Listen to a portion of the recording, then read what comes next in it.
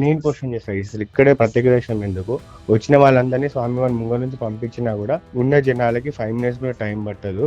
మీరు ఇక్కడ స్పెషల్ దర్శనం అవసరం లేని దగ్గర పెట్టారు అని నేను సీరియస్ అయ్యాను సార్. సీరియస్ అయితే అప్పుడు వాళ్ళు వచ్చి నువ్వు ఎవరు క్వశ్చన్ చేయడానికి మిమ్మల్ని జీతాలు ఇస్తున్నావా మాకు అని అన్నారు సార్. నేను అన్నాను మా పైసలతోనే కదా మీకు జీతాలు ఇచ్చేది, గవర్నమెంట్ ఏమో చేతుల నుంచి ఇస్తుందా? మా డబ్బులు తీసుకునే కదా మీకు టెంపుల్ నుంచి శాలరీస్ వస్తున్నాయి అని చెప్పేసి నేను అన్నాను సార్. నమస్తే అండి. హలో హలో భరతవర్ష ఛానల్ అండి. అవును సార్.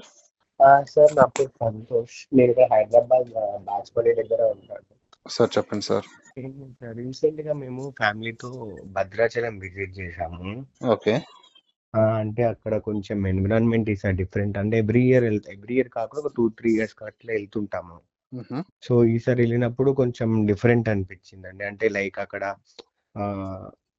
మామూలుగా ఎక్కువ ఇంతకుముందు దర్శనం ఏంటంటే నార్మల్ దర్శనం కూడా కొంచెం గర్భగుడి ముందు నుంచే చూపించేవాళ్ళు.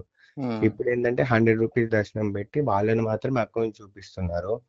ఫ్రీ దర్శనం ఏమో గుడి లోపలికి ఎంటర్ అవుతాం కదా, ఎంటర్ అవ్వగానే మెయిన్ గేట్ నుంచే పంపించేస్తున్నారు అనమాట. అసలు మనకు స్వామి వారు కానీ ఏం కనిపించట్లేదు. జనం ఎక్కువగా ఉండారా ఆ రోజు మీరు వెళ్ళే రోజు? లేదు సార్, అసలు జనాలు ఏమీ లేరు. జస్ట్ 100 రూపీస్ టికెట్ తీసుకొని కొంచెం ముందు నుంచి చూడాలని చెప్పేసి వాళ్ళు వెనకాల ఉన్న వాళ్ళని వెనకాల నుంచే పంపించేస్తున్నారు ఫ్రీ దర్శనం. మళ్ళీ నెక్స్ట్ డే మళ్ళీ మార్నింగ్ మళ్ళీ 100 రూపీస్ దర్శనం తీసుకొని మళ్ళీ వెళ్ళి చూసేసి వస్తాము. అదొకటి సార్. అది అంటే మాకే కాదు, అంటే వేరే వాళ్ళ దగ్గర కూడా కనుక్కున్నాము. అంటే వాళ్ళు కూడా ఇదే వాయిస్ రైజ్ చేస్తారు, అసలు స్వామి వారు కనిపించట్లేదు అని చెప్పేసి. అదొకటి సార్. ఇంకొకటి కూడా మళ్ళీ మనకి ఏంటంటే అక్కడ సత్రాలు ఉంటాయి కదా సార్, పద్మశాలి సత్రము, వైశ్యులకు వచ్చేసరికి వైశ్వ సత్రం ఉంటది కదా, మనం దాంట్లో స్టే చేస్తాం, లేదా టెంపుల్ రూమ్స్ లో స్టే చేస్తాం. సో టెంపుల్ పార్కింగ్ లోకి వెళ్ళినంత వరకు మళ్ళీ వాళ్ళకి ఏంటంటే టెంపుల్ మనకి ప్రెమిసెస్ లోకి ఎంటర్ అవుతుంటేనే 100 రూపీస్ పార్కింగ్ ఫీ తీసేసుకుంటున్నారు ప్రతి కార్ వాళ్ళకి. మనం టెంపుల్ పార్కింగ్ యూజ్ చేయట్లేదు. మనం ఇప్పుడు పద్మశాలి సత్రంలో రూమ్ తీసుకొని ఉంటాం ఎవ్రీ టైం. సో వాళ్ళు మన అక్కడ పార్కింగ్ ప్రొవైడ్ చేస్తారు కదా, అదే పార్కింగ్ లో కార్ పెట్టి అక్కడ నుంచి వాకబుల్ డిస్టెన్స్ లోనే ఉంటుంది. వాకబుల్ డిస్టెన్స్ టెంపుల్ కి వెళ్తాం ఎవ్రీ లైఫ్.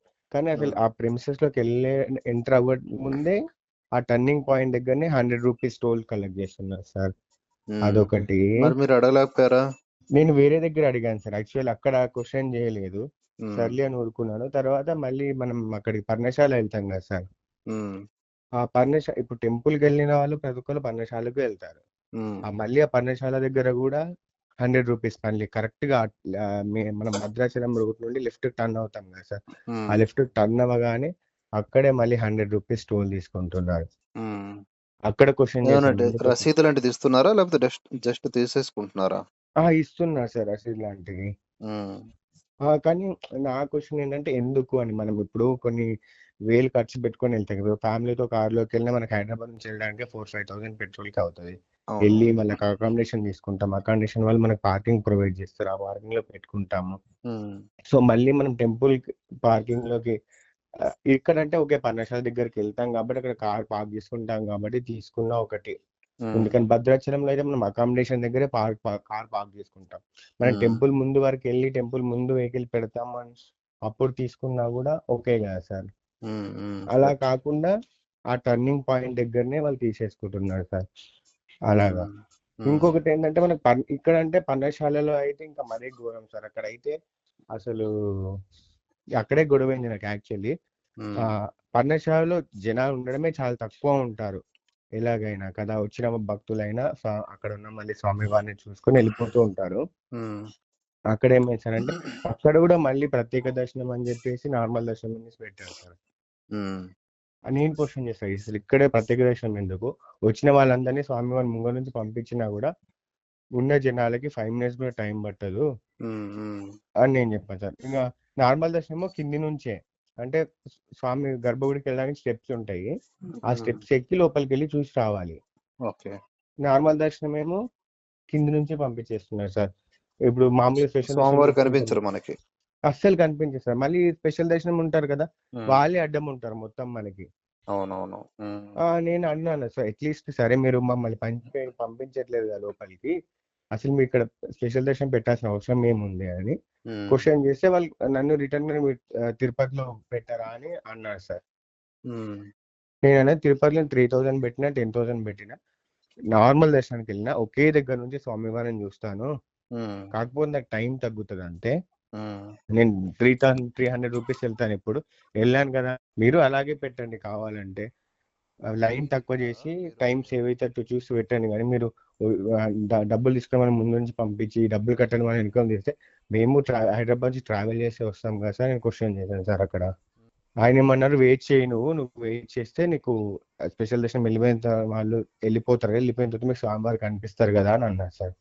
నేను అన్నాను, నేను ఎందుకు వెయిట్ చేయాలి, నేను కూడా అందరితో పాటు ట్రావెల్ చేసి స్వామివారి కోసం వస్తాం కదా, మీరు ఇక్కడ స్పెషల్ దర్శనం అవసరం లేని దగ్గర పెట్టారు అని నేను సీరియస్ అయ్యాను సార్. సీరియస్ అయితే అప్పుడు వాళ్ళు వచ్చి, నువ్వు ఎవరు క్వశ్చన్ చేయడానికి, మిమ్మల్ని జీతాలు ఇస్తున్నావా మాకు అని అన్నారు సార్. ఎవరు అక్కడ పూజారా లేకపోతే? ఆ పూజారి ఏం మాట్లాడలేదు సార్. ఆయన కొంచెం కామ్ డౌన్ చేయడానికి ట్రై చేశాడు. కానీ అక్కడ సెక్యూరిటీ ఉంటారు కదా, టెంపుల్ లో సెక్యూరిటీ ఉంటారు, అతను ప్లస్ పక్కన ఇంకొక నామాలు అవన్నీ పెట్టుకుని ఉన్నారా?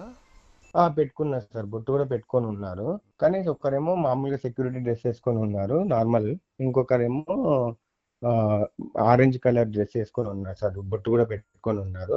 ఇక వాళ్ళేమో మామూలుగా మొబైల్ చూస్తూ కూర్చున్నారు. నేను క్వశ్చన్ చేశాను, మీరు నా టికెట్ తీసుకుంటున్నారు, మరి అట్లీస్ట్ లోపలికి వెళ్ళే వాళ్ళన్నా సైడ్ నుంచి చూపిస్తే మేము బయట నుంచి చూసే వాళ్ళకి మా స్వామివారు కనిపిస్తారు కదా, మీరు అది చేయట్లేకుండా మొబైల్ చూస్తూ కూర్చుంటున్నారు అంటే నువ్వు మీకు జీతాలు ఇస్తున్నారు అన్న. నేను అన్నాను, మా పైసలతోనే కదా మీకు జీతాలు ఇచ్చేది, గవర్నమెంట్ ఏమో చేతుల నుంచి ఇస్తుందా, మా డబ్బులు తీసుకునే కదా మీకు టెంపుల్ నుంచి శాలరీస్ వస్తున్నాయి అని చెప్పేసి నేను అన్నాను సార్. సో ఆ విధంగా చాలాసేపు ఆర్గ్యూ అయింది. చాలాసేపు ఆర్గ్యూ అయిన తర్వాత ఇంకా వేరే కొంతమంది భక్తులు కూడా జాయిన్ అయ్యి క్వశ్చన్ చేశారు సార్, ఇప్పుడు స్పెషల్ దర్శనం ఎందుకు ఇక్కడ, ఎందుకు మాకు కూడా కనిపించట్లేదు, కానీ మేము సైలెంట్ గా ఉన్నాము, మీరు క్వశ్చన్ చేశారు అన్నట్టు స్టార్ట్ చేశారు సార్. అట్లా అదే ఇప్పుడు అందరికీ ఒక 100 రూపాయలు టికెట్ పెట్టి అందరికీ భగవంతుడు కనిపించేలాగా ఒక ఏర్పాటు చేస్తే అది ఒక అర్థం ఉంటుంది. ఫ్రీ అనే పేరుతో అది దూరం పెట్టేసి భగవంతుడు కనిపించకుండా కేవలం 100 రూపాయలు ఇచ్చిన వాళ్ళని దగ్గర చేయడం అనేది నిజంగా అదొక అనైతికమే, దుర్మార్గం కూడా. కేవలం ఇదే కాదులేండి, చాలా పుణ్యక్షేత్రాల్లో జరుగుతున్న విధానం ఇది. మీరు ప్రశ్నించారు, చాలా వరకు ప్రశ్నించరు. వాళ్ళు ఉన్నోళ్ళందరూ గొడవ ఎందుకు, గొల్లు అన్నాను గొడవ ఎందుకు అంటే అన్నాను సార్, మనము అలా అనుకునే భక్తులందరూ గుళ్ళోకి వచ్చి దేవుని దగ్గర గొడవ ఎందుకు అనుకొని కామ్గా వెళ్ళిపోతున్నారు కాబట్టి వీళ్ళని ఎలా అంటే అలా ఇష్టం వచ్చినట్టు చూస్తున్నారు. కరెక్టే సార్, ఎందుకంటే ఆలయ నిర్వహణకి డబ్బు కావాలి, అది భక్తులే ఇవ్వాలి, కరెక్టే, మనం ఇస్తాం. కానీ ఇచ్చినటువంటి భక్తుడికి దర్శనం అనేది బ్రహ్మాండంగా జరిగేలాగా, అక్కడ ఆలయ పరిసర ప్రాంతాల్లో ఇతర సదుపాయాలన్నీ కూడా నీట్గా ఉండేలాగా చేయాలి కదా. అయ్యా, ఎంత అద్భుతమైన క్షేత్రానికి వచ్చాను, నా మనస్సు ఎంత ప్రశాంతంగా అనిపించింది, స్వామివారు ఎంత బాగున్నారు అనే ఒక భావనని వ్యక్తపరుస్తూ మనిషి బయటకు వెళ్తాడు. అలా కాకుండా చిరాకుతో కోపంతో వెళ్ళేలాగా అక్కడ ఉన్న వ్యవస్థ తయారైతే అది ఎంత నెగిటివిటీ మొత్తం జనాల్లో క్రియేట్ చేస్తుంది. కనీసం బేసిక్ కామన్ సెన్స్ లేకుండా వీళ్ళంతా ఇలా వ్యవహరిస్తూ, ఇప్పటికే సనాతన ధర్మానికి ఎన్నో విఘాత శక్తులు ఉన్నాయి, ధర్మంలో ఉండి కూడా వీళ్ళు ఈ విధంగా వ్యవహరిస్తే ఇతర మతస్థులకు సంబంధించినటువంటి వాళ్ళ వ్యవహార శైలి ఎలా ఉంటుందో చూడాలి కదా వీళ్ళు. కనీసం అక్కడ ఏమీ లేకపోయినా ప్రేమ నటిస్తూ, ఆప్యాయత నటిస్తూ దగ్గరకు తీసుకోవటం, ఏదో రాయటం పూయటం చేసి లేని దాంట్లో ఉన్నదని చూపిస్తారు. ఇక్కడ ఉన్నదాన్ని లేనిదానిగా మార్చేస్తున్నారు. ఇక్కడ విమతాలలో భగవంతుడు అనేవాడు ఉండడు, కల్పిస్తారు, కల్పించి లేనిదాన్ని ఉన్నదానిగా చూపిస్తాడు. ఇక్కడ ఉన్నదాన్ని లేనిదానిగా చూపిస్తున్న పరిస్థితులు తీసుకొస్తున్నారంటే వీళ్ళ బుద్ధిని ఏమనాలి, వీళ్ళ తీరునేమనాలి చెప్పండి. అసలు లిటరల్లీ సార్, నార్మల్ దర్శనానికి వెళ్తే స్వామి మనం ఫోటోలో చూస్తే ఒక అమ్మవారు, స్వామివారి మీద అమ్మవారు కూర్చున్నారు, పక్కనే లక్ష్మణుడు ఉన్నాడు అని మనకు ఎక్కడికి వెళ్ళి ఇమాజిన్ చేసుకోవాలి. కానీ మనం డైరెక్ట్ వెళ్ళి చూస్తే అసలు మనకు అది తెలియదు సార్, స్వామివారి పైన అమ్మవారు కూర్చున్నారు తోడ పైన, అది మనకు అది కనిపించదు కూడా మనకు నార్మల్ దర్శనంలో వెళ్తే. అర్థమైందండి. ఈ కాల్ని నేను మన ఛానల్లో పెడతాను, మరి మీరు ఓకే అంటే. ఓకే సార్, అదే అందరికి తెలియాలి ఇట్లుంది అని చెప్తాను. ఈ కాల్ రికార్డ్ నేను పెడతాను, ఏం పర్వాలేదండి. మనకి రాముడు ఉన్నాడు, భగవంతుడు ఉన్నాడు. అక్కడ ఆ క్షేత్రంలో వ్యక్తుల వలన మనకి మానసిక ప్రశాంతత దూరం అవుతుంది, కానీ భగవంతుడు ఎప్పుడు మనకు దూరం చేయడు. మన రాముడి పట్ల మనకు అదే భక్తిభావంతో వీళ్ళని ప్రశ్నించాలి, అంతే. ఓకేనా? ఓకే సార్, జై శ్రీరామ్ అండి. జై శ్రీరామ్ సార్, థ్యాంక్ యూ.